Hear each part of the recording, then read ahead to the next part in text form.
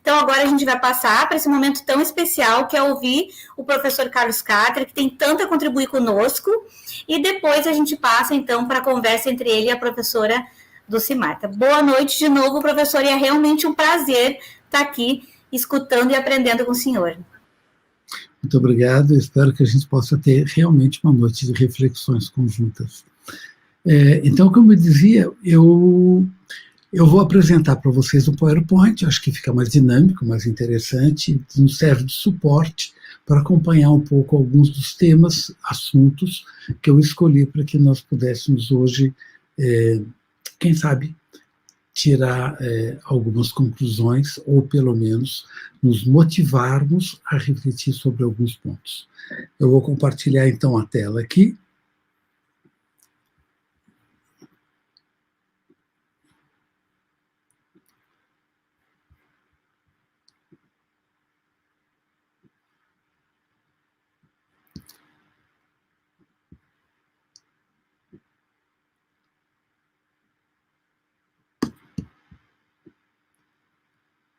Pronto, eu penso que por aqui a gente tem como nos acompanharmos bem. Eu começo com algumas colocações muito breves, mas me parecem questões e reflexões extremamente contemporâneas. A vida não basta, por isso a arte. Ferreira Goulart. Mas a arte parece não ser ainda suficiente também. E por isso, a educação. No entanto, a educação, tal como nós temos visto de uma forma geral em diferentes locais, em diferentes cidades, em diferentes épocas, ela, por si só, também não nos garante que este a mais possa ser atingido. Por isso, me parece fundamental a importância de um trabalho mais amplo, incluindo tanto alunos quanto educadores e educadora musicais, orientando o desenvolvimento com base em duas competências. Uma distinção que me parece muito valiosa. É a competência técnica, ou a competência técnico-artístico-musical, ou artística de uma forma geral, porém marcadamente técnica. É uma competência necessária e, em geral, todas as nossas instituições têm se empenhado fortemente para fornecer e subsidiar a constituição dessa competência, que é fundamental para o exercício profissional de qualquer categoria. No entanto, hoje, me parece igualmente importante que nós contemplemos, junto com essa competência, uma outra, que é a competência humana, portanto, centrada na observação de si próprio, de como nós próprios funcionamos, nossos automatismos, digamos, essa máquina humana que somos cada um de nós, não é? Eficientíssima, aliás, e que nós trabalhemos através da arte, através do conhecimento, do acesso ao patrimônio constituído, nas diferentes áreas do conhecimento, um pouco do nosso próprio autoconhecimento, do nosso desenvolvimento pessoal, de maneira que nós possamos nos constituir em pessoas melhoradas. Então, eu reiteraria, a vida não basta, por isso a arte, mas a arte, por tudo que temos visto há mais de 30 mil anos, parece não ser suficiente também. Por isso a educação. Mas a educação estaria hoje já em medida de nos auxiliar a ir um pouco além das fronteiras que nós temos verificado e diagnosticado. Ou seja, não basta apenas saber, é preciso pôr em prática e transformar informação em conhecimento. Não basta apenas ver, é preciso enxergar. Não basta apenas ouvir, é necessário escutar. Não basta perceber, é preciso entender e compreender. E não bastam receitas fáceis em geral para compor, criar, analisar, interpretar ou ensinar música, artes ou qualquer outro assunto. É preciso conhecer o que já existe, mas também avaliar o que desejamos que venha a existir e assumir, assim, um caminho de experimentação e construção em direção ao que aspiramos de melhor para nós e para o mundo. E isso pede coragem, não apenas conhecimento. Mas não é uma coragem qualquer, é uma coragem de um tipo especial. Eu gostaria agora, rapidamente, de compartilhar com vocês essa reflexão, porém de maneira poética e musical. E para isso eu peço a gentileza que o Disseu nos coloque o videoclipe intitulado Coragem.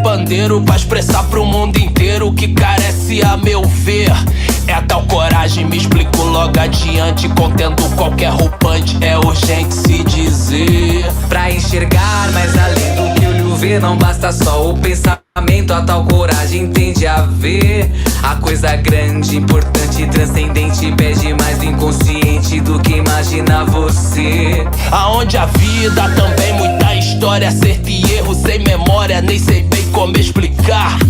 Por isso põe atenção no desafio, intenção no seu caminho, o alvo não se pode errar. Coragem é olhar bem no fim do poço, quando com ou sem esforço o tal do poço se acabar. E é também estar na sinceridade, espelho desse dentro e fora que é preciso encarar.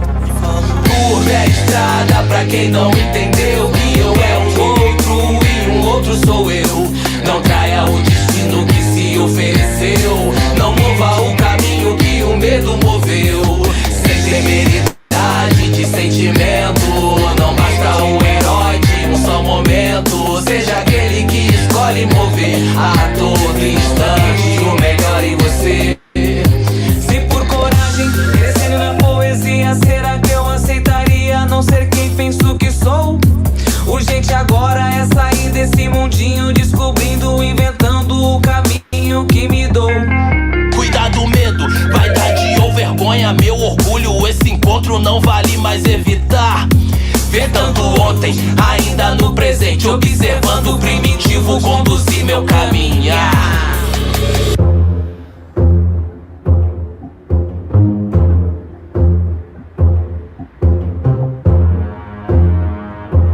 O que se anuncia de novo soa nos sons dos sinos de todas as noites. Coragem de se conhecer, para escutar, para enxergar, sem nada temer, sem nada negar. Sem Ibirapema, acreditar em si e no outro. Habitar o silêncio da espera, para que os sons acendam as luzes no interior das salas escuras. Pois toda escuta é coragem. Mãe da chuva do meu e do seu sertão. Acolhe, inclui, cria e vai além. Pai do palmo acima do chão. O único lugar onde realmente podemos nos encontrar. Só ela escala o muro da mentira, abraça o medo, a inveja, a indiferença, a ilusão. Pois sabe que na verdade não há erro, nem culpa, julgamento, apenas compreensão. Compreender e ir além. Além de um dia, de uma noite, além daqui, ali, além de si.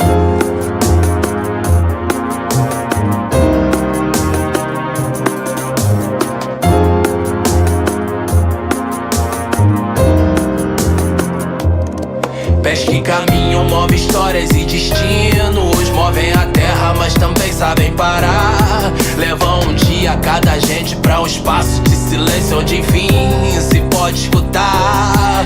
Aonde esteve há tanto tempo, amigo, amiga? Será que tem coragem de responder? Todo esse tempo eu estive à procura, mas confesso distraído, acabei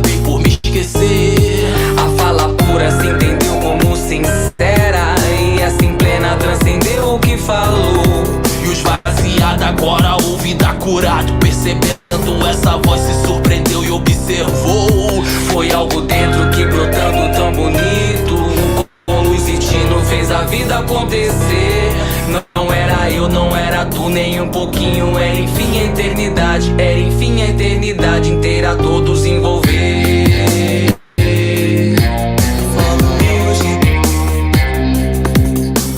Curva é estrada pra quem não entendeu que eu é um outro e um outro sou eu. Não traia o destino que se ofereceu, não mova o caminho que o medo moveu. Sem temeridade de sentimento, não basta o herói de um só momento. Seja aquele que escolhe mover a todo instante o melhor em você. Seja aquele que escolhe mover a todo instante o melhor em você. Seja aquele que escolhe mover a todo instante o melhor em você.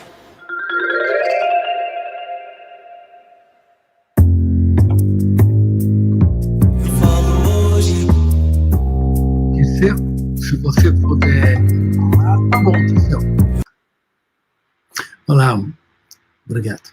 Então, e agora, então, eu gostaria de comentar rapidamente o seguinte: se a vida, a arte e a educação não bastam, o que é necessário que nós façamos para nos aproximar de uma realidade social mais equilibrada, mais justa, criativa e saudável, em sintonia com os valores que cada um de nós, e nós como coletividade, consideramos mais elevados. Se você puder partilhar, obrigado. Que cada pessoa realize o seu caminho junto com aqueles e aquelas que desejam de fato caminhar. E para criarmos um caminho, é preciso saber de onde viemos e para onde desejamos ir. Aqui eu apresento para vocês, só para que a gente resgate muito rapidamente um pouco a nossa memória, este é um zumbidor de índios brasileiros. É um instrumento musical, na verdade é um instrumento sonoro que produz uma sonoridade muito particular. Ele é girado, tendo um cordão que amarra numa ponta e a outra ponta vai na mão. E neste giro se produz o som pela rotação dessa lâmina, e com esse zumbidor os índios brasileiros procuram entrar em contato com outras dimensões do ser. O que significa dizer com seus ancestrais, com um mundo espiritual, em instâncias onde eles possam transcender a realidade dos fatos cotidianos. Ele foi localizado pela missão Dina e Claude Lévi-Strauss no Brasil em 1935, do povo Bororo. E aqui vocês têm um zumbidor que foi encontrado na Gruta de La Roche, na França, há cerca de 18 mil anos atrás. É, portanto, o mesmo instrumento e, muito possivelmente, desempenhando a mesma função no seio da comunidade, da cultura da época, e, embora feito o primeiro de uma lâmina de madeira, este de uma lâmina de osso, mas eles cumprem a mesma, digamos, a mesma materialidade, eles produzem a mesma matéria sonora e eles têm relativamente a mesma proporção. Então é curioso que essa distância continental não tenha impedido que um instrumento tenha habitado épocas e espaços tão distintos. Aqui é uma flauta de osso dos índios brasileiros, da proximidade do Rio Negro, no Brasil, e aqui nós temos flautas de Istúriz, dos Pirineus Atlânticos, na França, e que tem cerca de 30 mil anos. Essas flautas foram reconstituídas, mas nós podemos perceber que existem dimensões de tempo que, na verdade, associam instrumentos que para nós hoje parecem quase que dados por si, não é? Nem sempre nós questionamos a sua origem, não exatamente a origem desta última formatação que esse instrumento adquiriu na nossa cultura, mas ele na sua constituição. E aqui é um instrumento que nós consideramos com base nas pesquisas atuais, ainda um instrumento mais antigo, que data de cerca de 29.000 a 37.000 anos atrás, mais provavelmente 36.000 anos atrás. Ele fica na gruta de Hohlefels, na Alemanha, mas é um instrumento cavado com seus furos produzidos.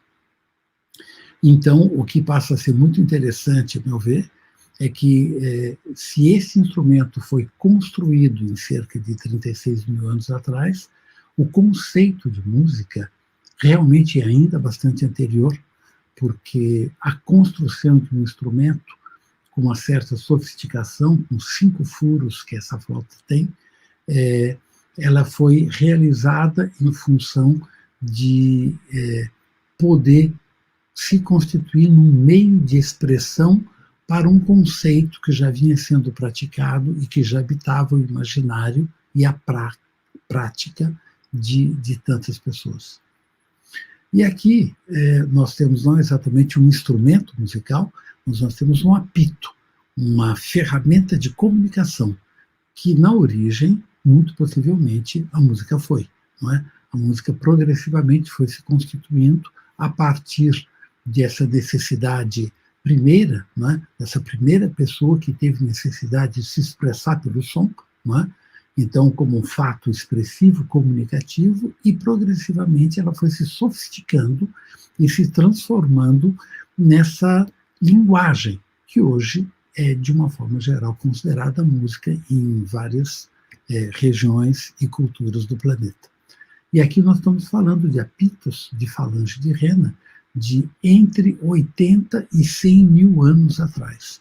Portanto, essas necessidades, elas são próprias dos seres humanos, elas nos habitam, mesmo que nós não tenhamos clara consciência ao estarmos hoje, em 2021, fazendo música.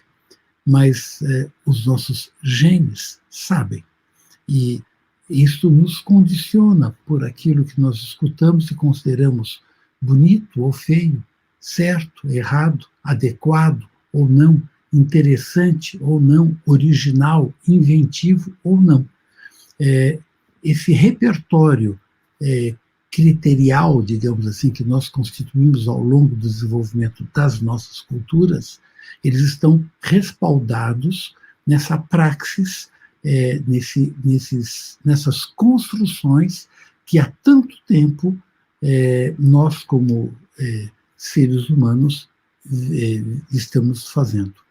E nesse sentido, talvez, a definição de música acima de qualquer condição estética me parece ser melhor definida se considerarmos música como um estágio de desenvolvimento da consciência humana através dos sons. Se nós considerarmos música dessa maneira, muito possivelmente nós avançaremos algumas fronteiras igualmente na nossa escuta, na nossa criação e no nosso fazer. E para sermos coerentes com essa maneira de pensar, então, nós podemos hoje pôr em prática processos de educação artística e ou musical, aqueles que nós propomos de fato, ou aqueles dos quais nós participamos, que enfoquem aspectos mais amplos do que aqueles que, em geral, nós conhecemos. Então, eu vou falar muito rapidamente do projeto A Música da Gente, como uma alternativa de trabalho, e esse projeto, na verdade, ele privilegia a criação musical.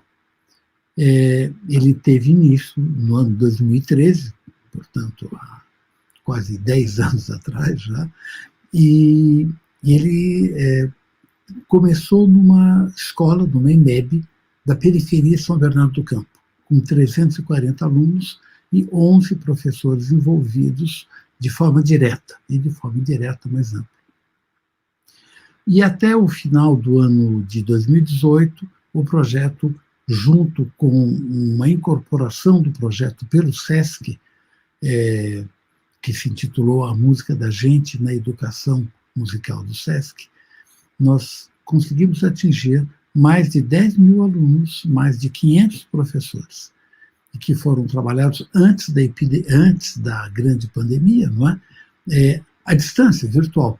As minhas idas em diferentes polos suscitava o detonamento do processo, e todo o processo ao longo do ano era realizado à distância, numa época onde isso não era tão comum, mas que gerou sucessos bastante notáveis. Aqui é um trabalho com os professores, partindo da ideia de que, para nós hoje, é importante que o trabalho se dê em todas as dimensões, digamos, do universo educativo, não é? Trabalharmos com alunos, com crianças, com jovens, com terceira idade, com EJA, é fundamental, e é igualmente importante que o trabalho também se dê junto àqueles que, em paralelo, de uma maneira complementar ou regularmente, trabalham com essas classes com as quais nós também trabalhamos.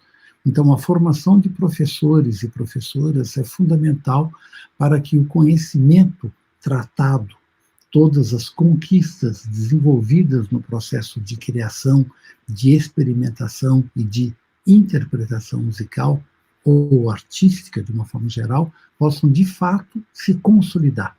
E que esses investimentos feitos a nível da cultura, ao nível da sociedade, a nível do poder público, não sejam, digamos, tão frágeis ao ponto de progressivamente se diluírem na medida em que o tempo passa.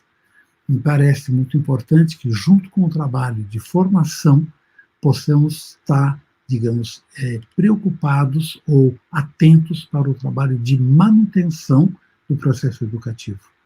Aqui é um trabalho feito com mais de 120 professores, num espaço, digamos, possível, porque salas que comportem 120 ou mais professores não são tão usuais. Então, estratégias didáticas são criadas justamente para poder favorecer um trabalho integrado, mesmo que essa mandala, por assim dizer, de roda se transforme num quadrado ou quase retângulo. É muito interessante porque ela nos demanda também criatividade ao nível da forma da abordagem do trabalho. Música da Gente, nós trabalhamos, e eu penso que isso possa ser, na verdade, não um exemplo, mas uma referência para todos nós, não é? O viés criativo, a importância, portanto, do processo de criação e não apenas de execução ou de reprodução, mas exatamente o processo de criação para que aquilo que está presente no imaginário, nos sentimentos, na inteligência, nas intenções de cada participante, criança ou adulto, possa vir à tona com uma potência de verdade e, a partir dela, então, deste conteúdo condensado, o educador ou educadora musicais tratarem as questões de forma para que este conteúdo possa adquirir um produto final de valor social. O viés criativo, mas também o viés cultural, também um viés ecológico. E as 4 vertentes prioritárias, a meu ver, que estruturam o projeto Música da Gente, mas que sustentam, no meu entendimento, um trabalho contemporâneo para nós aqui no Brasil em particular, seria, ao lado do viés criativo, o viés cultural, que seria o acesso ao patrimônio de conhecimento de uma maneira a mais irrestrita possível, o viés ecológico, com a questão de uma escuta consciente, mas igualmente crítica, e um viés formacional, que seria os processos que se dedicam também em atender à constituição e o desenvolvimento disso que eu chamei inicialmente de uma competência humana, aquilo que se dedica, portanto, a favorecer um contato maior de cada pessoa consigo própria, do seu conhecimento de si, da sua maneira de existir no mundo, de se relacionar com as suas limitações, mas igualmente com os seus talentos, não é? Com suas facilidades e capacidades, e poder se desenvolver pessoalmente como um ser humano, de maneira que o coletivo possa ser sustentado por indivíduos, por pessoas melhor trabalhadas e mais conhecedoras de si. Eu não vou ter tempo de dar essas ilustrações hoje aqui para vocês, fico devendo, mas aqui cada um desses viés estão ilustrados com alguns trabalhos relacionados na música da gente. E aqui eu gostaria de fazer uma menção rápida a esse viés formacional, para que isso não fique, digamos, um pouco no ar, ou que ele não possa ter um entendimento, a meu ver, adequado. Nesse viés formacional, eu considero uma oferta de modalidades diferenciadas de contato de cada pessoa consigo própria. Claro, esse é o papel do educador e da educadora musicais ou artísticas, a meu ver, hoje. Favorecedor, portanto, né, de um autoconhecimento, desenvolvimento pessoal, com um foco no individual e no coletivo, ou seja, nas relações sociais, nas relações no interior do grupo. Uma abordagem que visa um melhor autoconhecimento e um trabalho sobre si. Isso significa que as pessoas possam entrar em contato com o seu próprio medo, com os seus pensamentos e emoções negativas, com a sua vaidade, com a sua arrogância, com inveja, com ciúmes, com tudo aquilo que habita toda e qualquer pessoa. Não é? E que todos possam, de alguma maneira, tomar contato com isso que faz parte do nosso próprio substrato, para que, a partir deste contato, a gente tenha condições de saber como lidar com isso. Porque ignorar isso não leva a nada. Não é? Então, nós sabemos que todo o processo educativo é um processo de libertação, é um processo de ampliação do conhecimento e, igualmente, da consciência.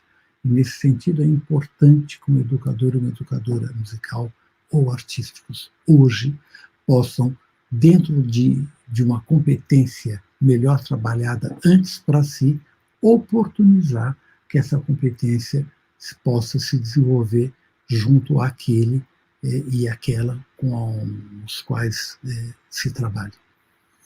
Entre os recursos, a meditação com uma vivência de alinhamento entre os centros físico, emocional e mental. Não uma meditação de terceira onda. Não me refiro a isso, por favor, não me compreendam mal, mas como aquele instante onde o educador, a educadora, o professor, a professora, ou seja, aquele que está na condição de dar direções para o processo educativo, de aquisição e produção de conhecimento, possa também propiciar isso ao nível humano, favorecendo, portanto, momentos de encontro, de silêncio interno, silêncio externo. Nós sabemos que, em geral, aqueles que trabalham em escolas mais periféricas entendem melhor o que eu estou me referindo, classes, em geral, com 25 a 35 crianças ou jovens, sem ar-condicionado, em condições muito precárias de trabalho, e que, em geral, tem um nível de disciplina pouco conscientemente trabalhado.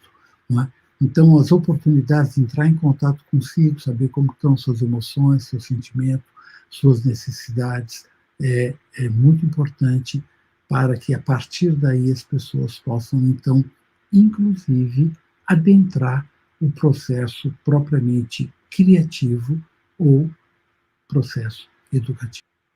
As principais características de um projeto como a Música da Gente, a meu ver, hoje, para uma realidade como é a realidade brasileira, apesar da sua complexidade e diversidade, seria, em primeiro plano, a criação musical dentro do processo educativo, tanto ao nível instrumental quanto vocal, a interpretação das músicas sendo conduzidas e expressas pelos próprios participantes, a utilização de objetos do cotidiano enquanto fontes sonoras, instrumentos não convencionais, a construção de instrumentos musicais, inclusive, na medida do possível, a construção de instrumentos eletrônicos e robóticos, que muitas vezes nós podemos fazer em conexão com institutos de ensino superior, e eu fiz isso com a Universidade Federal de São Carlos, onde eu fui um dos criadores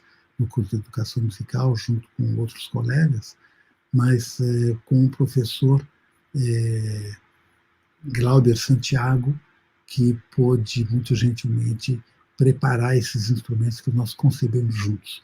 Então, é importante também que o educador e a educadora musicais se lancem nessa pesquisa de outras formas, outros meios de expressão, para que a expressão também não se veja limitada, restrita aos instrumentos já existentes e convencionais.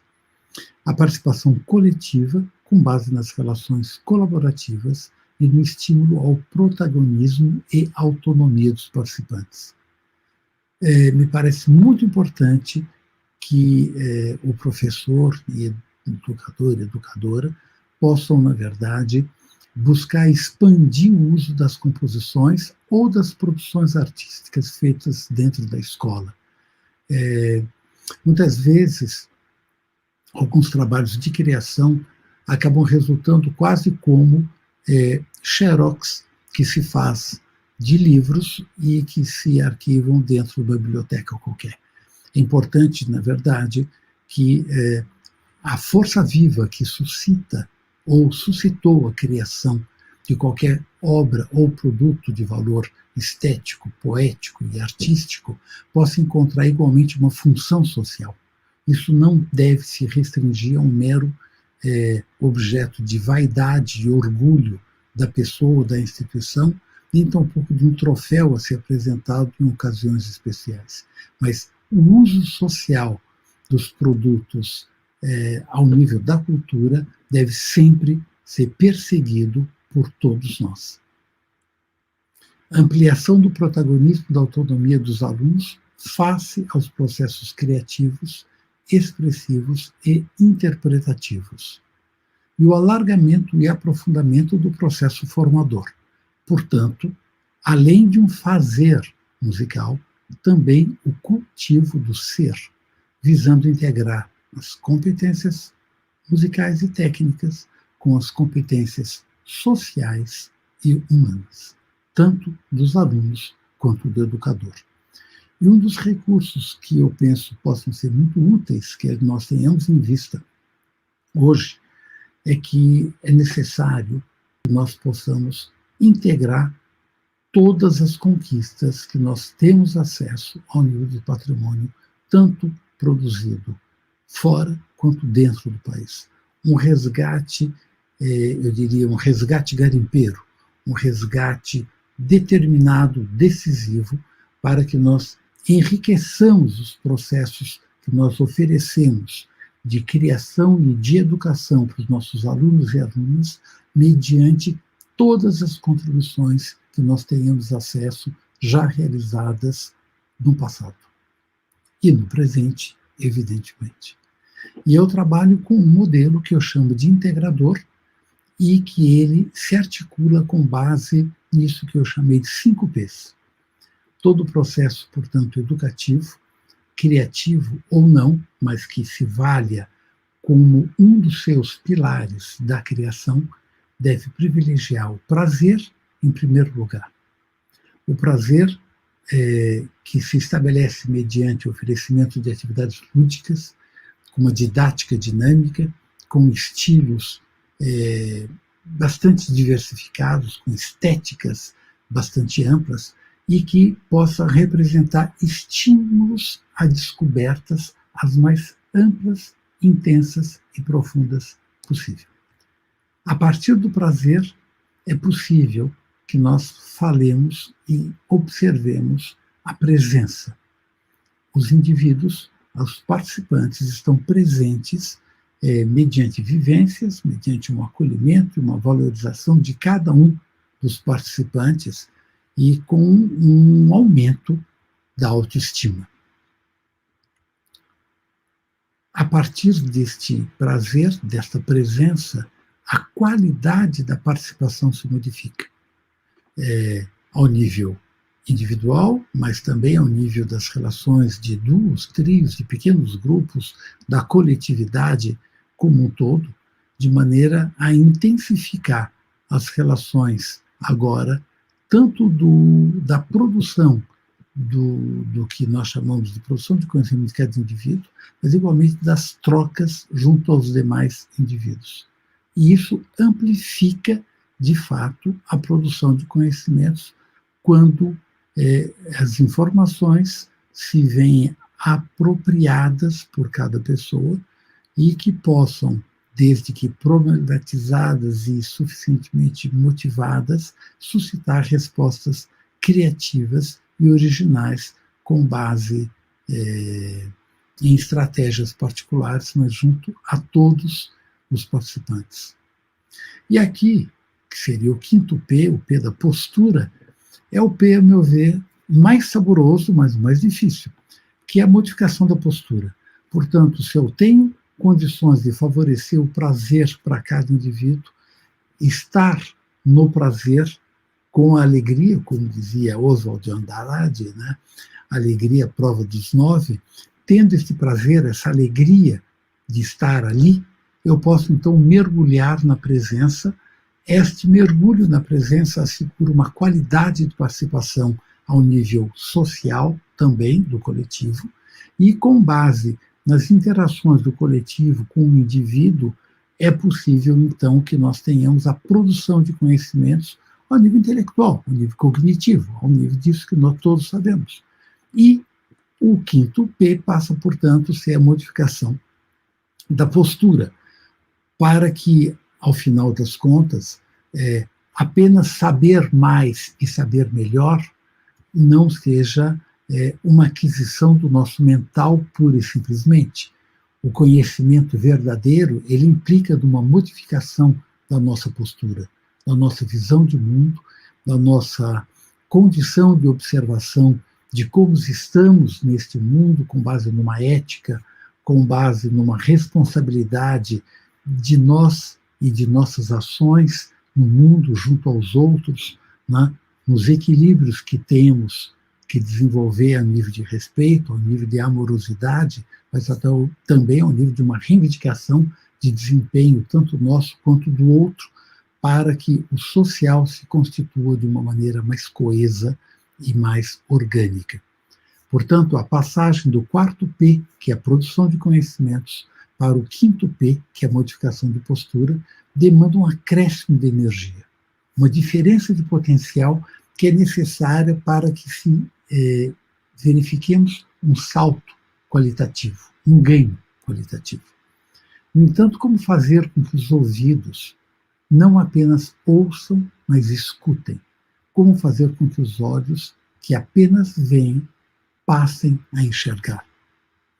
Os recursos da educação dialógica, e aqui eu estou pensando muito fortemente em Paulo Freire, que eu tive a oportunidade e o privilégio de conhecer pessoalmente em Genebra, quando eu estava fazendo doutorado na França, e foi a partir de um desafio dele que eu acabei criando um protótipo de uma música do oprimido, que lamentavelmente nós não temos espaço para falar dela aqui, mas é com base nos recursos de uma educação dialógica que é possível que haja um impulso para que as palavras ampliem as fronteiras da consciência e do conhecimento.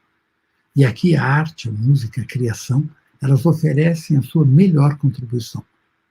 E esse caminho, dessa forma, esse caminho da humanidade pode se refazer uma vez mais dentro de cada indivíduo. Nós somos instantes muito pequenos, muito parciais do desenvolvimento da humanidade. Nós sabemos disso, não é? Então é importante que esses fazeres a cada vez estejam amplificados dentro de nós e contribuindo para o desenvolvimento de algo maior do que a nossa própria individualidade. Mas não se trata, no caso da presença da arte, da música ou da criação artística em geral, não se trata apenas de uma música qualquer. Não é, digamos, a organização original, poética, inteligente dos sons que, por si só, promovem esse salto qualitativo no aprimoramento do ser, que cada um de nós é e do seu dever, nem tampouco transforma a sociedade, como muitas vezes nós ouvimos dizer e esperamos que isso ocorra. A música pode igualmente embriagar, as artes podem muitas vezes distrair, então é necessário que esse trabalho, quando conduzido por nós, professores e professoras, educadores e educadoras musicais, não tenha, digamos, a aparência de uma animação socio-musical ou socio-artística. O nosso fazer em sala de aula é propositivo. A arte, a educação, se enriquecendo dos processos artísticos e se ampliando mediante as contribuições que cada uma das formas de arte podem oferecer. E mesmo que seja essa a meta de todo o processo educativo, é sempre esse também o seu maior desafio. A necessidade de convergência onde sons, letras de canções, visualidades se integrem não apenas para divertir, mas para construir e conscientizar. O nosso tempo, como todos nós sabemos, necessita urgentemente disso.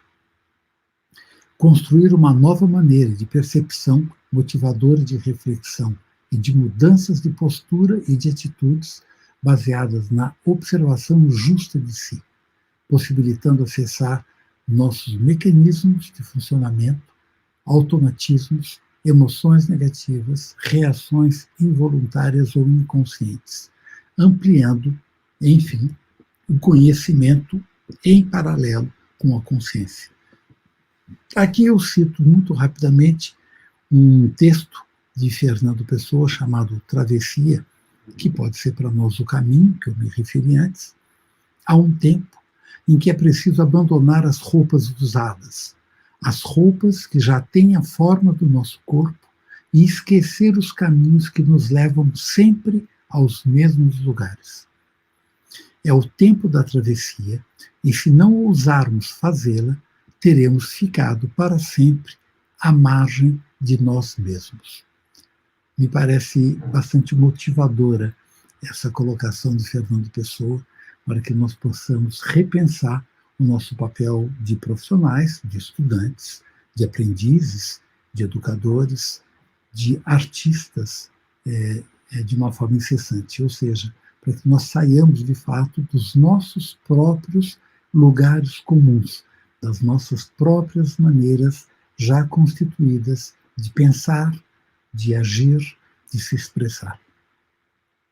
E aqui eu faço recurso ao Einstein, que diz: loucura é querer um resultado diferente enquanto continuamos a agir exatamente da mesma forma.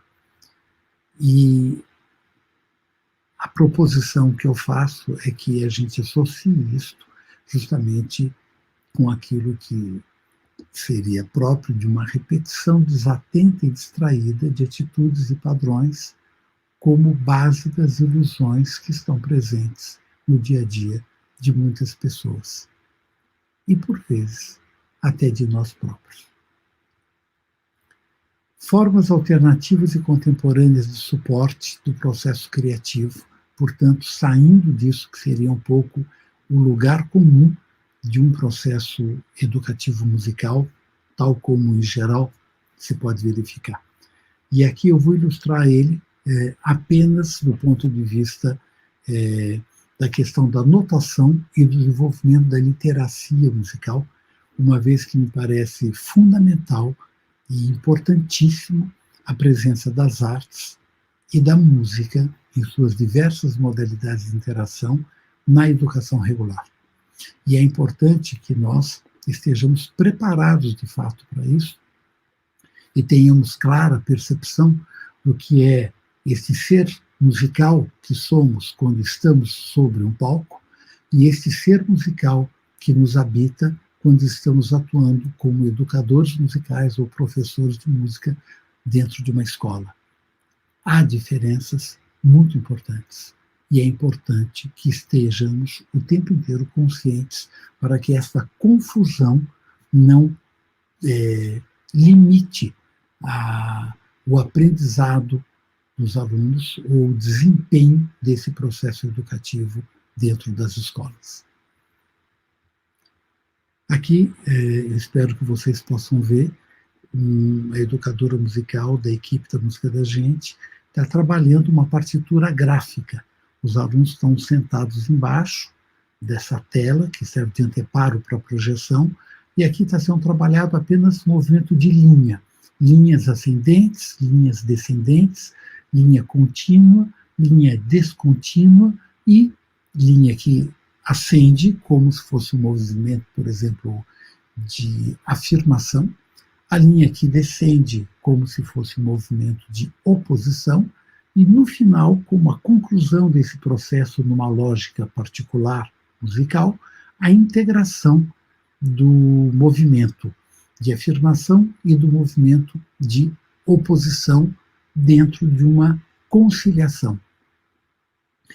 São princípios que me parecem importantes também de serem trabalhados para o desenvolvimento disso que eu chamo da competência humana, junto com a competência técnico-musical.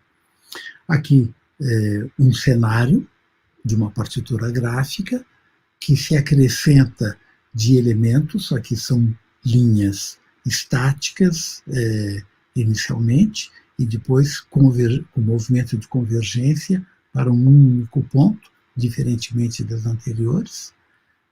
Essas linhas que se transformam, em parte, em simultanoides, como se fossem acordes, blocos harmônicos, não é? E aqui nós temos a discussão dessa partitura junto com as crianças participantes de como interpretar essa partitura, quais são os elementos pertinentes, mais importantes, mais notáveis, o que é primeiro plano, o que é segundo plano, o que é textura, o que é densidade, o que é figura, o que é fundo, enfim, critérios todos que fundamentam o pensamento artístico, estético, poético de todas as épocas e que faz com que o trabalho musical não seja apenas o tocar música que já existe e as crianças tocarem ou cantarem. Não que isso não ocorra, mas isso não me parece suficiente no século XXI e para as demandas que podemos observar num mundo como o nosso e nas escolas como essas que conhecemos. Aqui uma partitura gráfica diferente. Eu vou tentar colocar só uma parte para vocês perceberem a sonoridade dela.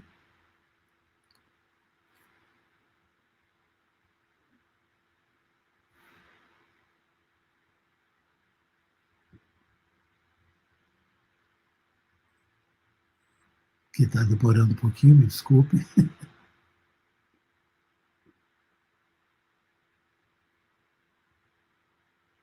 Bom, não estou conseguindo fazê-la soar como eu gostaria.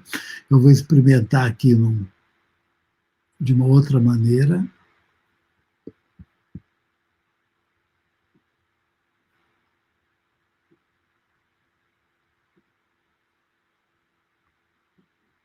Não estou conseguindo, não sei exatamente o que aconteceu aqui.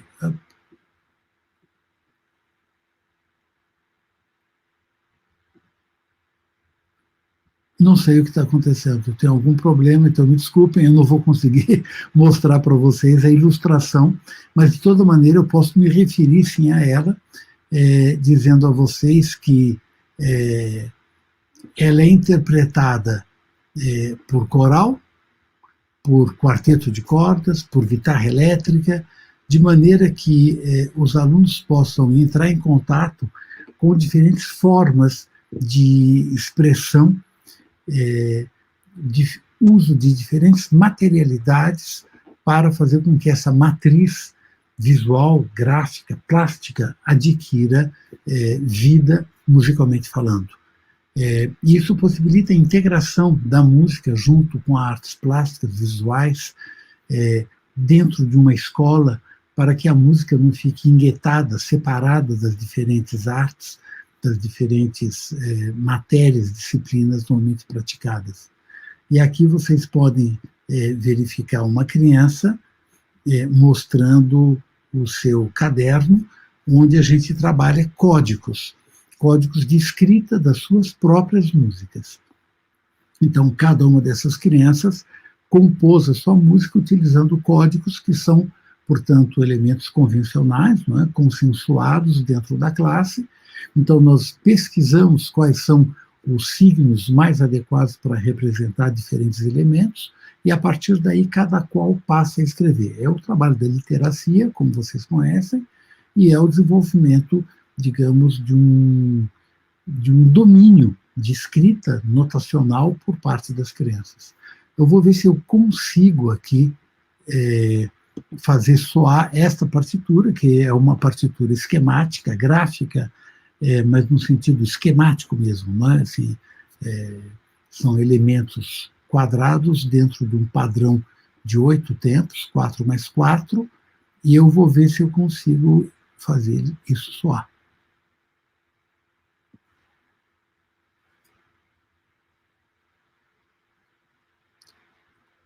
E eu estou vendo que eu não consigo fazer isso soar, infelizmente. Então, eu vou ficar devendo essas ilustrações musicais para vocês. Eu só posso dizer que elas são muito interessantes, mas não sei por que não está saindo. E aqui ela tem diferentes formas de enunciação.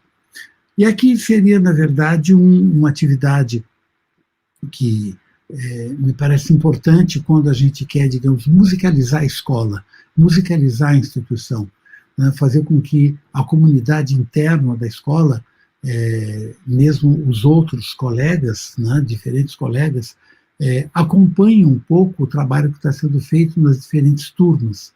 Então, de vez em quando, uma centopeia sonora, que é como eu nomeio essa atividade, cada criança tem uma bombona, um garrafão de água amarrado nas suas costas, e ele caminha tocando no garrafão da frente, de maneira que essa centopeia está, entre aspas, amarrada, sem, na verdade, nenhum vínculo físico, mas é a necessidade de poder tocar no tambor que está nas costas da outra criança que sustenta a coesão desta centopeia e apresenta os ritmos criados pelas crianças ou os ritmos junto com as canções, com os cantos formulados em sala de aula. Bom, eu estou a caminho um pouco do encerramento, e eu queria dizer, então, que me parece fundamental num momento como esse que nós temos, que a postura do educador e da educadora musical também possa se modificar junto com os processos que nós estamos propondo aos nossos alunos, às instituições e conversando, negociando junto às instâncias de coordenação educativa ou pedagógica. E um ponto que me parece muito valioso se refere à questão da cobrança, das exigências em relação à escola, ao aluno, ao outro, à vida. E a ideia seria não exigir do aluno nada, bem como nada exigir de ninguém, porém, sempre reivindicar que não se tolhe o movimento da vida de nada e de ninguém. Pois vida é movimento. O educador e a educadora podem estimular e referenciar o desenvolvimento do outro, a fim de que o aluno amplie suas habilidades, supere suas limitações e se aproprie, na medida do possível, das suas potencialidades a diferentes níveis. As únicas exigências que, de fato, o educador e a educadora musical podem fazer dirigem-se a si próprios, no sentido de planejar e realizar os seus objetivos pessoais, portanto, interiores, na pessoa humana que cada um é, e profissionais, na competência exterior do profissional que cada um pretende ser ou já é. E de se conhecerem melhor a fim de atuar com competência, isto é, com consciência e responsabilidade, na transformação positiva de si e, após então, do outro e do mundo. fundamentais para a qualidade das relações humanas no processo educativo hoje. Aceitação da realidade, mas distinguindo com lucidez o que aceitar com clareza e o que modificar com determinação. Não apenas não excluir, mas aprender a incluir. Dar o lugar de cada coisa e de cada pessoa. Equilíbrio entre o dar e o receber. Nada em excesso. Somos todos necessários, sem exceção. Criar, comunicar e dialogar, porém, numa direção de cooperação, onde o foco é: o outro é tão importante quanto eu. Desejo sinceramente que esse 4º Festival de Artes seja o espaço legítimo das respostas criativas propostas por cada um e por cada uma de vocês às questões maiores de nosso tempo. E, sobretudo, que representem a expressão sincera também de suas mais significativas contribuições poéticas e criativas para todos nós. Muito obrigado. Muito obrigado, nosso querido Cáter, primeiro por estar aqui, por sublinhar esse coletivo. Eu ainda bem emocionada, o pessoal aqui falando, comentando, e esse movimento, né? Eu queria começar dizendo que eu sou aluna também do professor Cáter, e nós estamos desde maio trabalhando, assim como agradecer a presença dos meus alunos que estão aqui, que semanalmente eu encontro, dos nossos professores que estão trabalhando diretamente com as crianças, porque eu acho que é dessa generosidade que se faz enquanto coletivo que a gente pode ir constituindo o melhor de nós. Muito obrigado, Cáter, por nos lembrar de tantas questões das exigências desse educador, né? Entendendo que toda escuta é coragem, mas que a gente precisa aprender a incluir.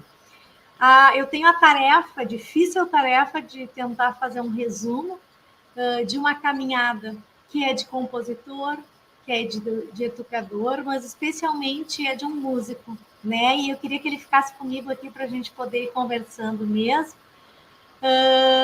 Mas para que as perguntas possam ser passadas, eu acho que nada melhor do que a música que vocês têm feito com tantas pessoas, não só professores, crianças, comunidades, pela educação e por essa consciência. Então, eu vou compartilhar com vocês uma música que é o rap do Música da Gente. Eu vou pedir para o meu querido Dilceu compartilhar. Eu e o Cáter ficamos pequenininhos aqui e podemos ver um trabalho que vai contar um pouco da criação.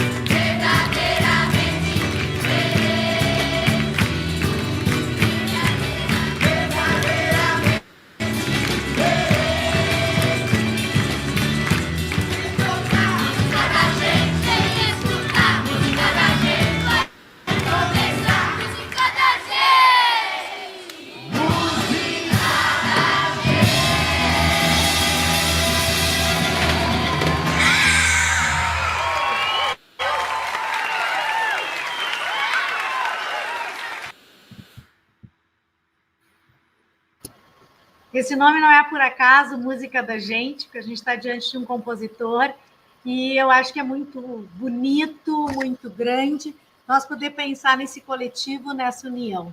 E agora eu vou fazer já algumas perguntas, porque a plateia aqui está incomodada, querendo saber alguns detalhes.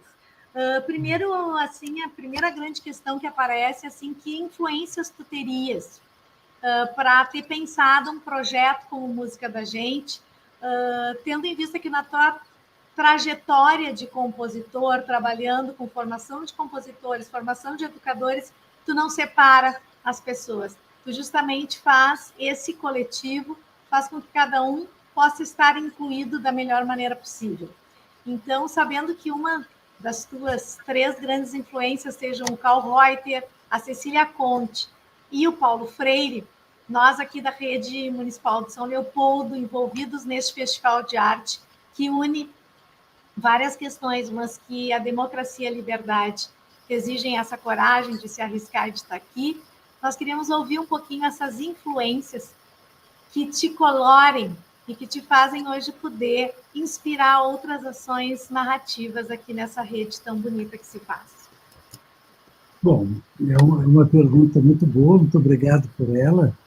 E, de fato, essas 3 pessoas que você se referiu tiveram uma presença marcante na minha vida.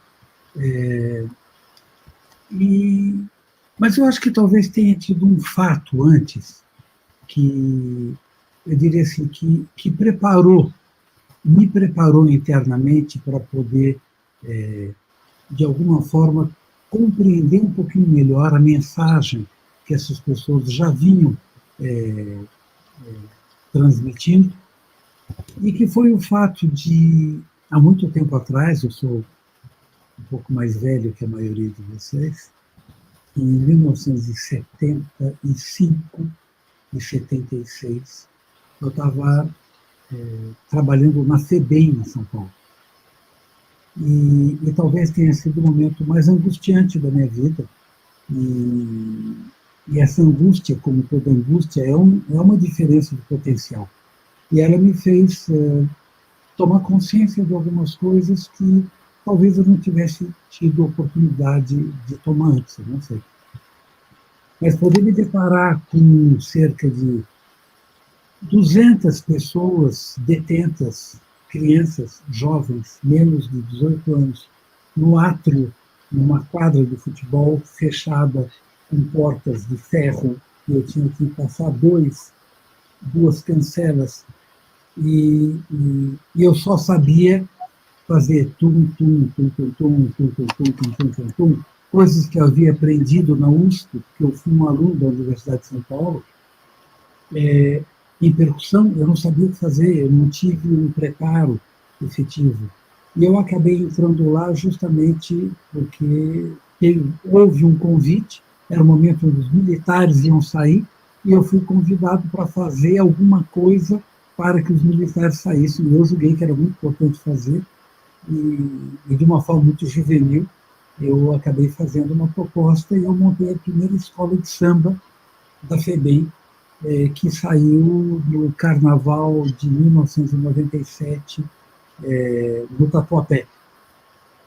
Mas essa experiência, para mim, foi muito importante, porque a partir daí eu percebi a minha insignificância, o quão pouco eu sabia e o quanto que eu deveria aprender, estudar e criar, porque, de alguma maneira, mesmo conhecendo depois Karl Reuter, Cecília Conte, Paulo Freire, com uma presença sempre mais coerente para mim, pelo fazer, pelo pensar, pelo agir, pelo instigar, um ser amoroso e profundamente radiante,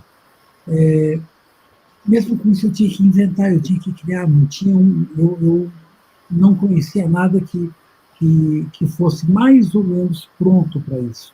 Karl Reuter foi sempre um grande idealizador, planejador, mas eu acho que ele não havia, no meu conhecimento até então, colocado em prática algo mais adequado para a problemática que eu entendo ser da realidade brasileira, que é entrar numa escola, como a gente diz, pisar no chão da escola 30 crianças ou 30 jovens em uma situação complexa, enfim. Então, eu penso que essas pessoas foram todas muito importantes, mas certamente foram algumas conversas com Paulo Freire em Genebra. Eu ficava no apartamento dele e a gente podia compartilhar coisas entre uma pessoa madura, muitíssimo consciente, junto com uma pessoa como eu na época, jovem, imaturo e querendo, na verdade, aprender como transformar a vida em algo mais significativo para mim e para as pessoas com as quais eu estava trabalhando e com as quais eu viesse a trabalhar no futuro. Ai, que lindo, já chegou a me emocionar aqui, lembrando da FEBEM, porque eu também regi um coral na FEBEM, foi uma experiência muito marcante. E eu acho que são essas experiências do terreno, do terreiro, da terra da escola, daquela mesa de fórmica ou de madeira, que faz a gente ficar tão ligada às pessoas que constituem essas instituições e que somos nós todos, né? E nessa abertura desse festival, achei muito bonito começar com o Ferreira Goulart, falar da alegria, como falou, do prazer. E vem alguma palavra aqui, o Marco Aurélio de Carvalho Aurich, músico, estudante de música aqui da Universidade do Rio Grande do Sul. Ele também é participante do PIAC, esse grupo que nós temos que tocamos e fizemos oficinas musicais de construção de instrumentos com o nosso querido Luthier Augusto. Ele diz que a natureza e a biodiversidade ajudando a moldar a história das artes. Música e natureza andando juntos ao longo da nossa trajetória humana. Ótimos exemplos, professor. Muito obrigada. A nossa querida Thaís Cortinaz também nos pergunta, professor, estamos curiosos sobre a questão da escuta e da criação. Vimos os vídeos e eu queria dizer para vocês, eu esqueci antes, o professor Carlos Cáter, ele tem um site, e nesse site ele compartilha conosco a sua caminhada, os seus trabalhos, e esses vídeos que nós compartilhamos do rap, da música da gente, mostrando essa sala de aula, mostrando essa bombona coletiva tão significativa dessas fontes que são a travessia, né, Cáter, como tu falavas, de nós nos sentimos não tão grande sertão veredas, né, me lembro logo. Eu acho que é importante, assim, ela pergunta como é que é a questão da escuta, pensando na meditação, né? Ou esse exercício. E aí ela lembra de uma palavra, então, do La Roça, que ela fala que a escuta seria, ele fala que a escuta é a ginástica da atenção. Como seria isso em música? Bem, de fato, a escuta é essa ferramenta mágica e maravilhosa que nos possibilita nos deslocarmos no espaço, né? Nós estamos exatamente onde a nossa atenção está, né? É esse o lugar que nós ocupamos. E quando nós escutamos, a gente intensifica a atenção justamente na nossa escuta, e é aí em que nós nos encontramos. E o que é interessante é que a escuta é construção, não é? Vale a pena lembrar, porque eu sei que todos sabem, mas às vezes é importante a gente lembrar que tudo em nós é construção. Mas nós nascemos ouvindo, né, para todos aqueles que têm esse privilégio, né? Mas a escuta propriamente dita é um trabalho onde colocamos a nossa atenção enquanto escutamos para poder identificar determinadas características daquilo que estamos escutando. A construção do discernimento, da percepção dos movimentos, das texturas, dos planos sonoros, da qualidade das materialidades envolvidas, né? Tudo isso é uma instrução que está, por um lado, em íntima ligação com aquilo que nós aprendemos, com o nosso estudo teórico também. Porque a escuta é fundamental, porém, é necessário um mapa que nos auxilie nesse percorrer de um território de escuta que, em geral, é muito mais amplo do que a gente considera, né? Porque mesmo quando a gente está escutando uma música, nós estamos, se estivermos atentos, escutando os sons que estão em torno de nós, estamos escutando a nossa respiração, estamos escutando uma série de sonoridades que nós desconsideramos por considerar que elas são ruídos e não fazem parte da comunicação. Então, assim, a nossa escuta ela é muito seletiva, mas ela é profundamente inteligente, e desde que a nossa inteligência seja capaz de construir e entender os mapas, nós temos como realmente fazer grandes mergulhos e explorações desse território maravilhoso que é o mundo dos sons. E a música, como nós sabemos, é especial, né? Porque ela lida com sons, mas com organizações incríveis. Né? Assim, perceber a gramática, toda a construção, toda a retórica que organiza e dá sentido para cada um dos sons, é uma coisa maravilhosa, né? Um aprendizado que nos a professora Paula Emenck, desculpe que estão me chamando, perguntando por que eu não estou fazendo as perguntas aqui, tá? Estou fazendo, tem calma. Professora Paula Emenck, vou responder mais breve. Ela diz, como realizar um trabalho que se volte para a construção de uma identidade mais corajosa, com crianças tão vulneráveis e imersas em situações de escassez de recursos e afetos? Quer que eu repita, porque é grandona, né? Tá, não, mas acho que eu entendi. Talvez não... Mas eu acho que o trabalho de coragem... Desculpa, eu só retive o nome da pessoa. Paula Emenck. Paula. Então, Paula, a questão da coragem, na verdade, não é exatamente a do outro, é a nossa, não é? E é a coragem nossa de podermos, de fato, perceber o que é a realidade e nos posicionarmos, sobretudo, face a essa realidade, numa dimensão menos imbuída de nós próprios. Em algum momento da fala, eu falei muito rapidamente do menos eu. É importante, a meu ver, que o educador e a educadora possam, em algum momento... Desculpe, eu vou falar alguma coisa, espero que não soe mal para vocês. O que a gente, em geral, chama de compaixão.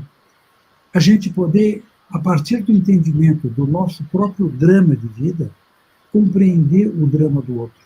Não projetar no outro aquilo que nós consideramos ser o drama do outro. E conhecer o drama do outro significa nós próprios deixarmos nossos preconceitos de lado, as nossas visões negativas de lado, e, de alguma maneira, nos aproximarmos do ser que cada pessoa é. Isso é possível. E muitas vezes a gente se surpreende percebendo que atrás de pessoas que vivem limitações materiais, físicas, de formação mesmo, de cultura, de família, tem muito que nos ensinar. Então, em síntese, como trabalhar, eu diria, procurando, de alguma maneira, se desvestir de algumas certezas que nós temos, para tentar enxergar esse campo de probabilidades que cada uma das pessoas porque nós não temos certeza de cada um. E, a partir daí, a gente conseguir fazer um trabalho buscando enxergar a necessidade que cada aluno tem. Eu vou ir fazendo as perguntas, tá, Cáter? Desculpe estar assim te acelerando, não é um jeito da gente conversar, mas eu sei que a gente aqui no Festival de Artes tem um tempo específico, o pessoal organiza de uma forma muito bonita e muito cuidadosa para que todos possam ser acolhidos nas suas interrogações. Thaís Luz pergunta, professor Cáter, no processo de composição com as crianças, na primeira infância, conseguiria elencar algo que considera indispensável ao olhar e na prática do educador musical?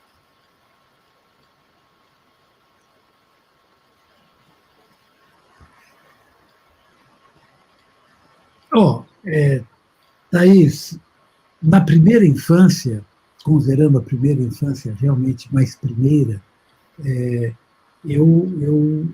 eu pessoalmente não tenho experiência de criação, eu te confesso. Eu tenho experiência, sim, de atividades lúdicas, de brincares, de formas de interação, de partilhas inventivas, que eu não chego a considerar propriamente como criação.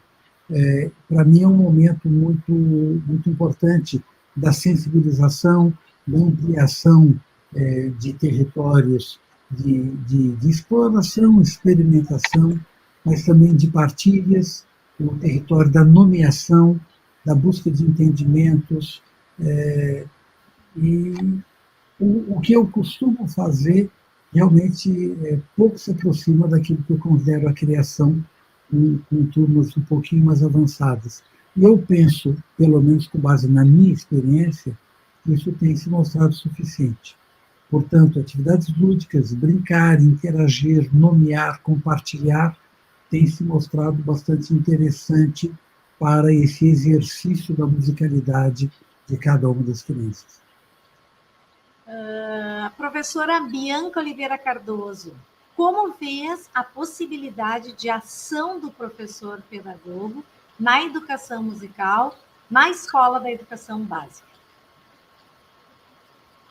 Eu vejo de uma maneira muito ampla, não é? É uma pergunta muito interessante, eu agradeço a Bianca, mas eu acho o que chama a atenção é como que a música pode não estar presente de uma forma regular nas escolas de ensino fundamental, enfim, das escolas regulares como um todo, né? Porque a música e as artes em geral, embora eu trabalhe com música, mas eu reconheço sempre o potencial das outras áreas, elas são fundamentais para a nomeação, para o contato, para o conhecimento que cada um tem de si próprio, né? Essa dimensão do laboratório que cada um é dentro de um coletivo, não apenas do contato e do conhecimento da matéria que gera o que nós chamamos de música ou o que seja, mas também essas experiências de vida e de descoberta que acompanha todas as pessoas, né? Ser cúmplice, solidário e, de alguma maneira, companheiro no caminho de descoberta que cada criança faz de si própria, da sua musicalidade e desta entrada progressiva no mundo, é fundamental. Eu lembro aqui de Winnicott, e Winnicott dizia, quando uma criança nasce, talvez a nossa frase melhor para ela seja bem-vinda ao mundo que você entrará desde que você o crie. Ou seja, o mundo que cada um de nós habitamos, a minha citação aqui não é literal, né? Depois eu posso fazer a literal, mas a ideia é nós só pertencemos a um mundo e a noção que nós temos de mundo é do mundo que nós criamos. O mundo que nós não criamos, de fato, não nos pertence. E nós não pertencemos a ele. Nós somos objetos deste mundo que é alheio à nossa criação. Então, eu penso que, através da brincadeira, do jogo, do acompanhamento da descoberta, do trabalho motivacional, tudo isso promove, desde a primeira infância até as idades um pouco mais adiante, a possibilidade de cada criança criar, e esse é o espaço da escola. A escola serve para a construção do ser e não para o adestramento a conhecimentos pré-estabelecidos, que, em geral, provém de outra época, de outra região, com base em outras necessidades, e que, em geral, não atendem, eu diria assim, saborosamente, as necessidades que cada criança, na sua faixa etária, tem de poder interagir com o mundo, né?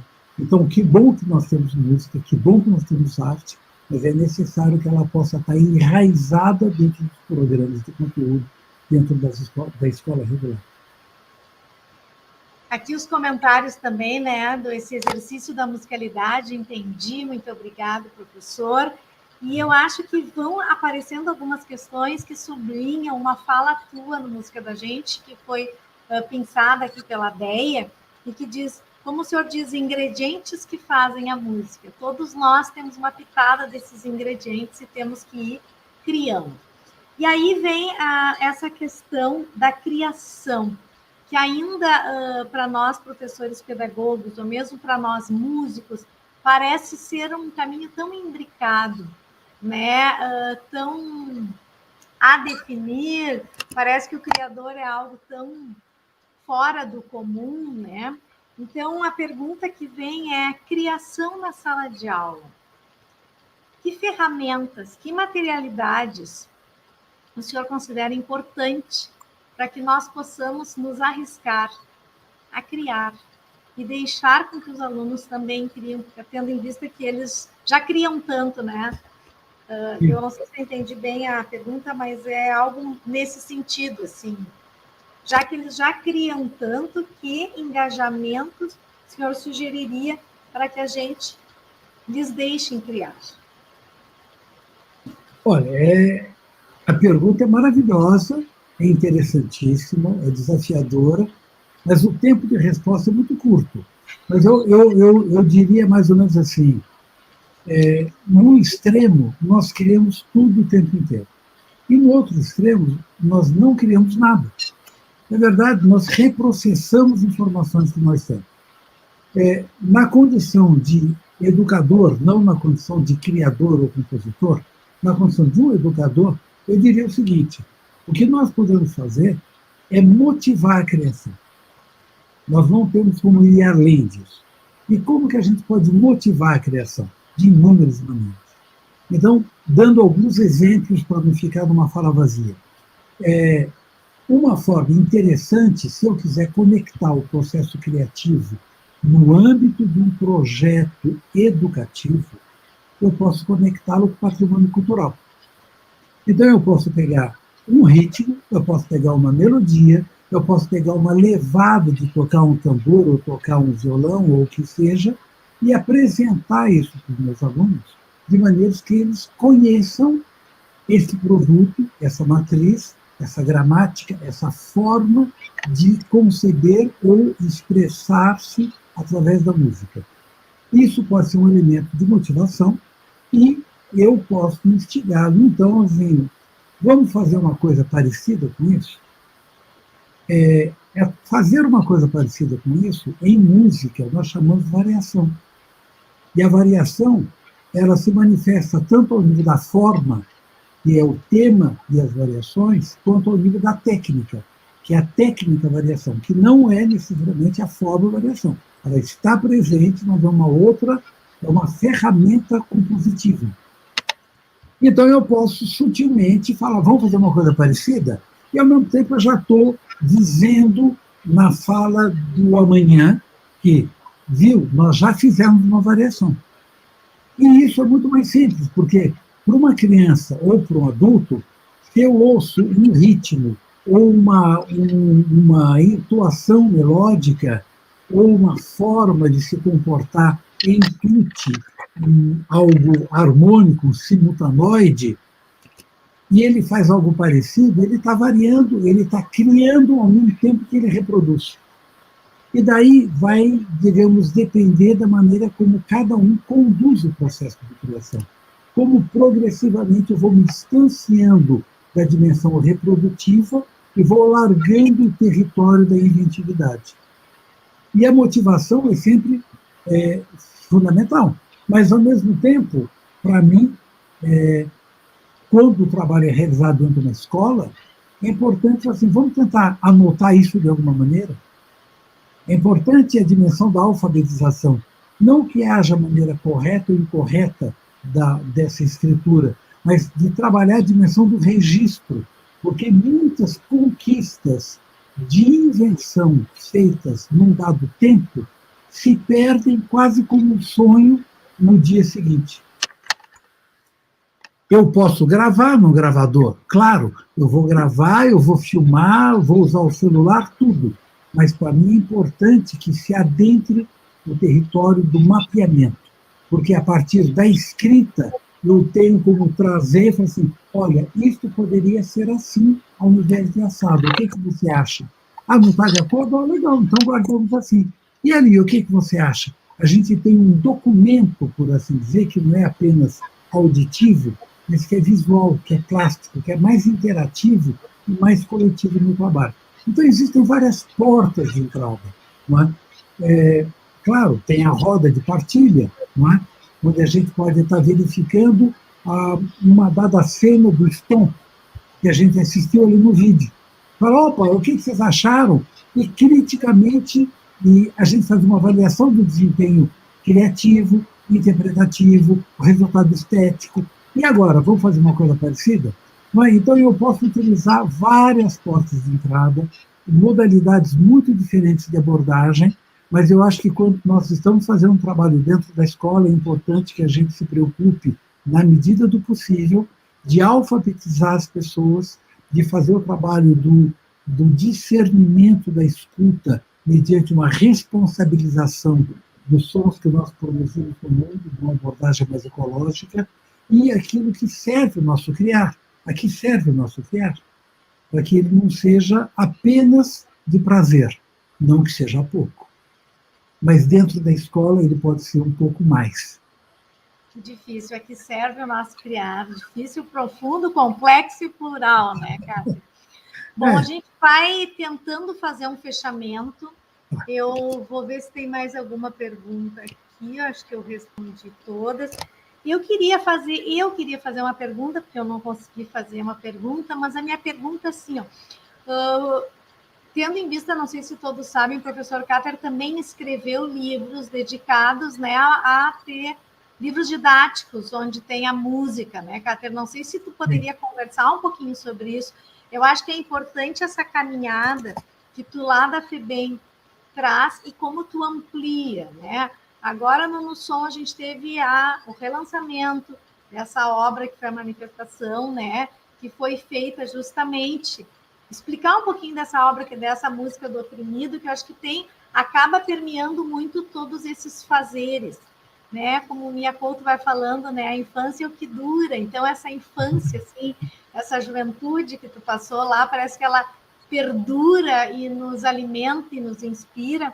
Mas eu perguntaria duas coisas. Se tu pudesse relatar alguma coisa sobre essa experiência de produzir livros didáticos, tendo em vista a dificuldade que nós temos, assim, legalmente, de ver realmente a música dentro da escola, né, como uma obrigação. Aqui em São Leopoldo, desde 2012, nós temos essa lei municipal que faz com que a música possa ser presença dentro dos projetos políticos pedagógicos escolares, que é uma grande já caminhada em um alcance, né? E por isso essa formação que a Secretaria tem, e essa tentativa de unir todas as artes.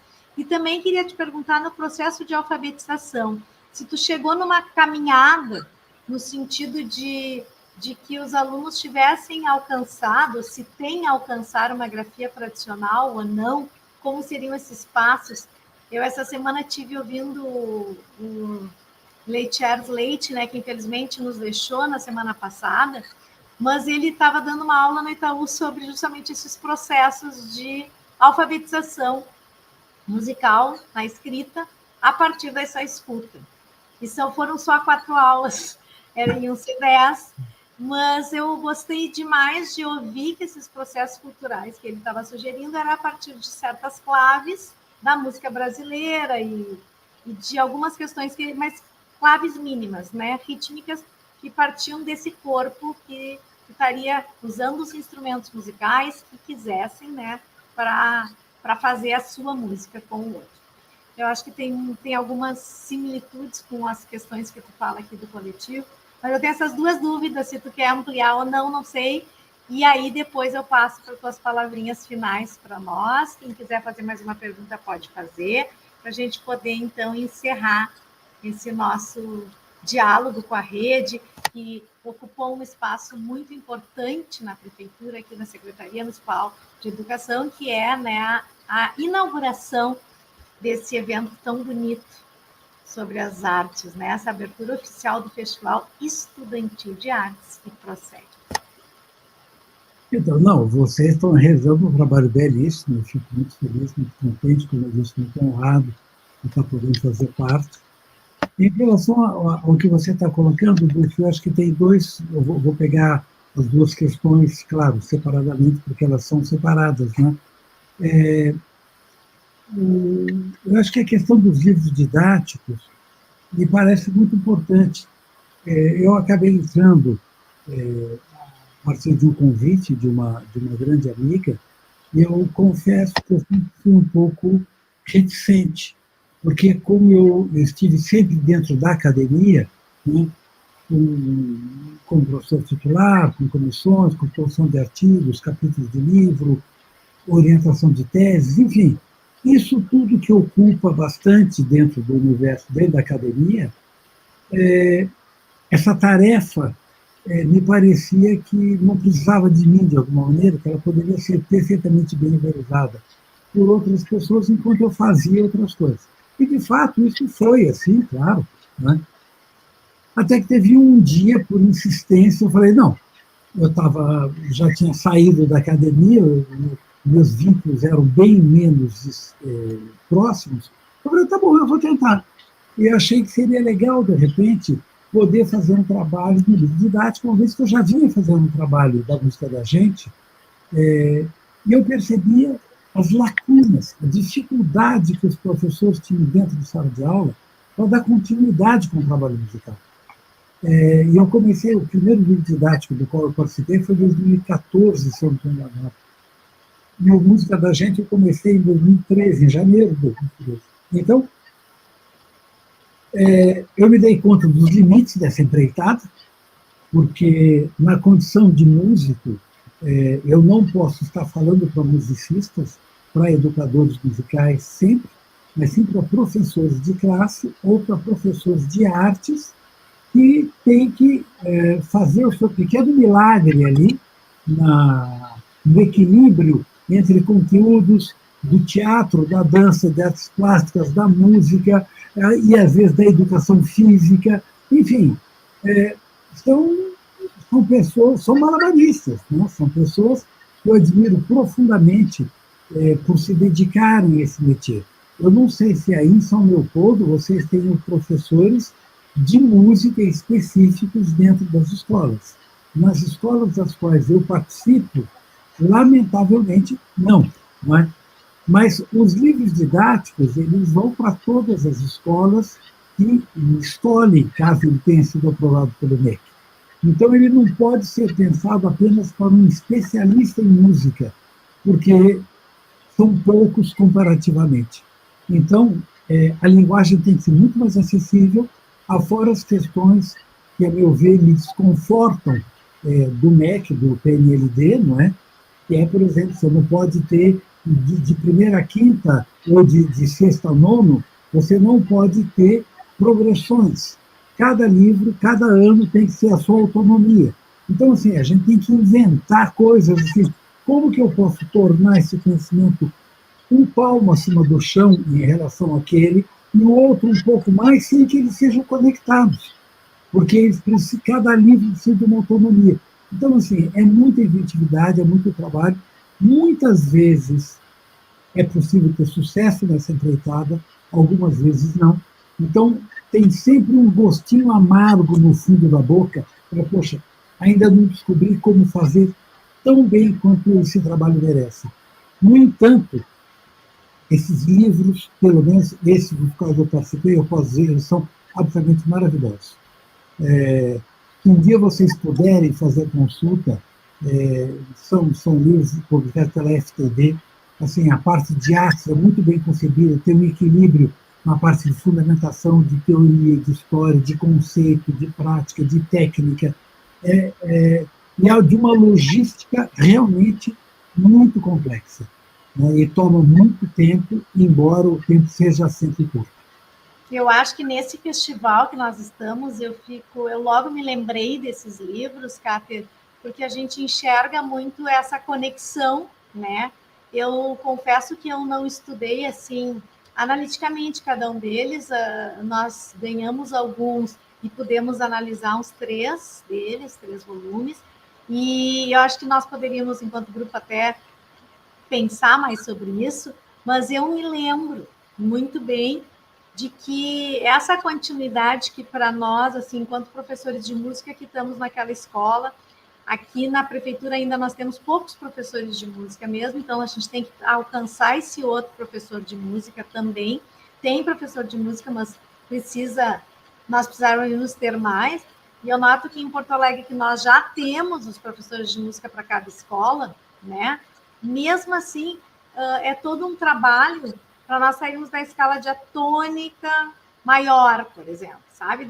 E de entendermos as práticas criativas enquanto processos, né, que integrem esses 5 P's que tu tão bem nos colocas de uma maneira que parece tão lúdica, e que é lúdica no acontecer, mas que quem está fazendo sabe o quão difícil é nós conseguirmos o prazer, a postura, a participação, a partilha, né, essa questão, e principalmente essa coisa da produção do conhecimento, a produção desse conhecimento para realmente a gente ter o devir criador, que é o poético, que é o P principal, que é o que tu significas, assim, eu acho que para o nosso Brasil, e é uma honra a gente ter um poeta, um compositor, né, que sublinha esse sexto P, que é essa poética de ser tão generoso e compartilhar e acreditar em cada uma das pessoas e das perguntas. Então, eu agradeço demais, te deixo as palavras finais.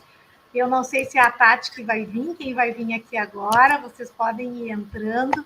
Em nome de todo o festival, convido para nós juntos fazermos o grupo, quem sabe, e observarmos, então, esses livros que unem essa vida estudantil entre as artes.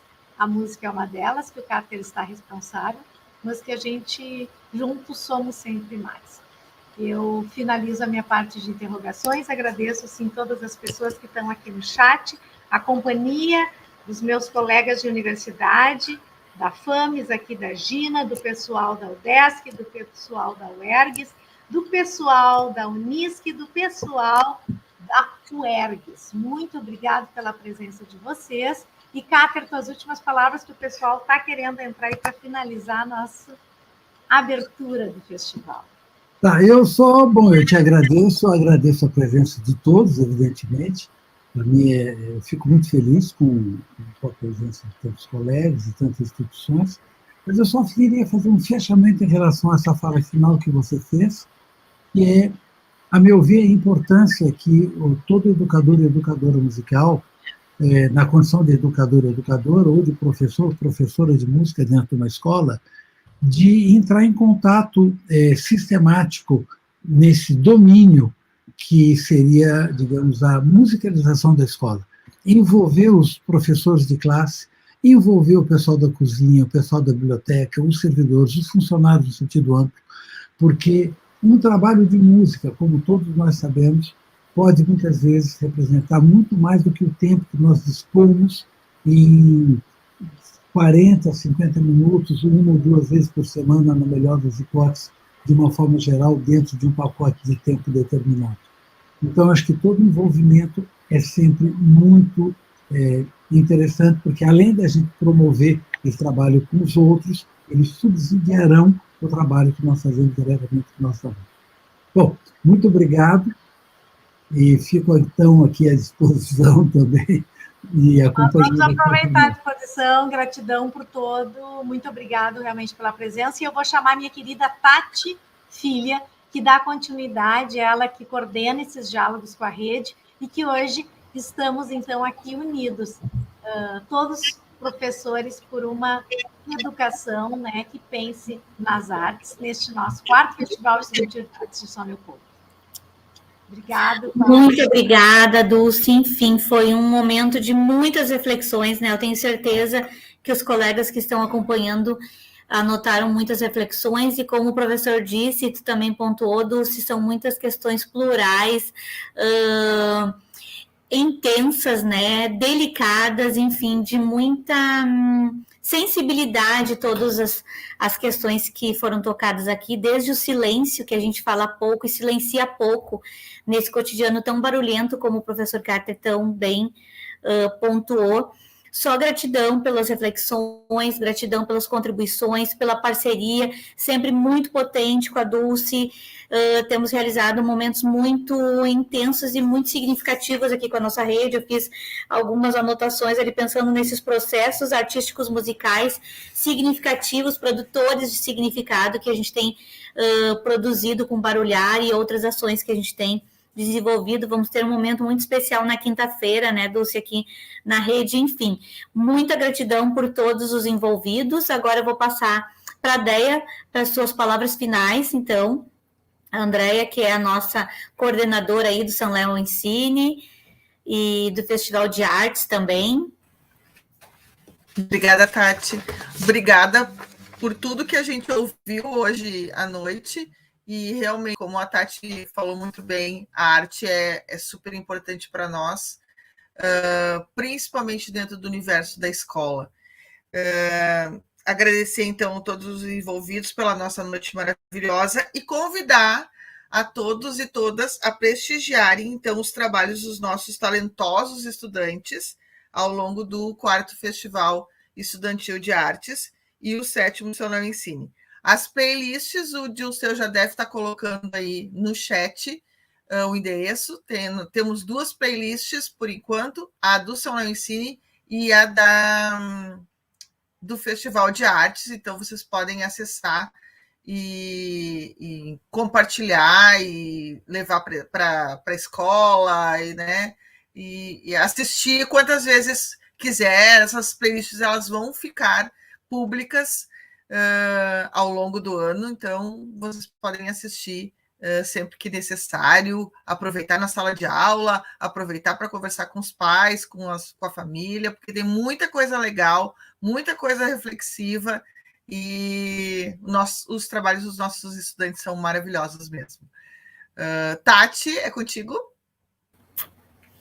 Então é isso, gente. Gratidão a todos que nos acompanharam. Tem várias atividades ainda que vão acontecer. Vou falar de algumas aqui no dia 10 de novembro, às 14 horas. A gente vai ter sessão especial presencial com apresentação de dança e teatro dos estudantes das escolas no Teatro Municipal de São Leopoldo.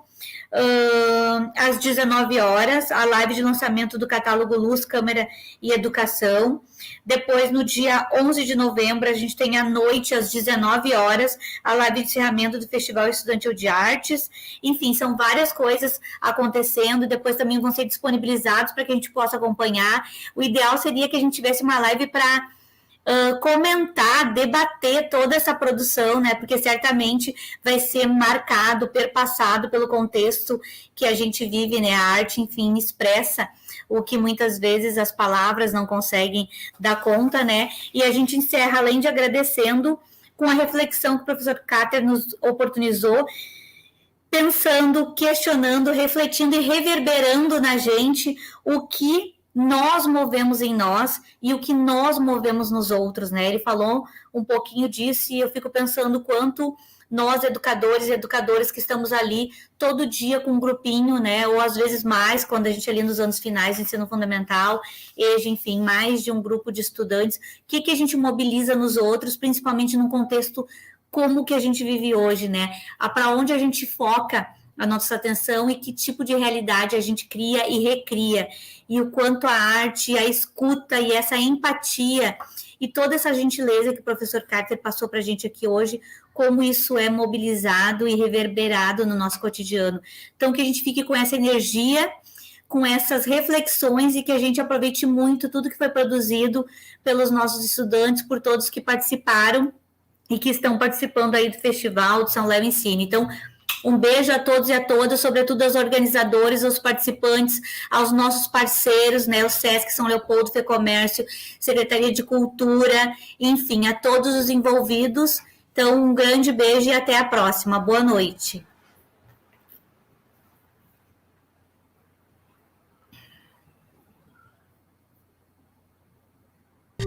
Esta é a Jasmine. Dormiu bem, Jasmine? Ela tem um jeito muito positivo de levar a vida. Tão positivo que a palavra favorita da Jasmine é sim. E o dia dela é assim.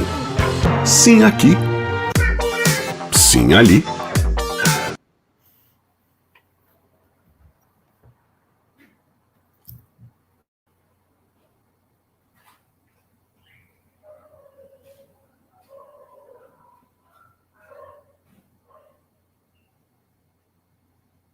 Acabou, gente.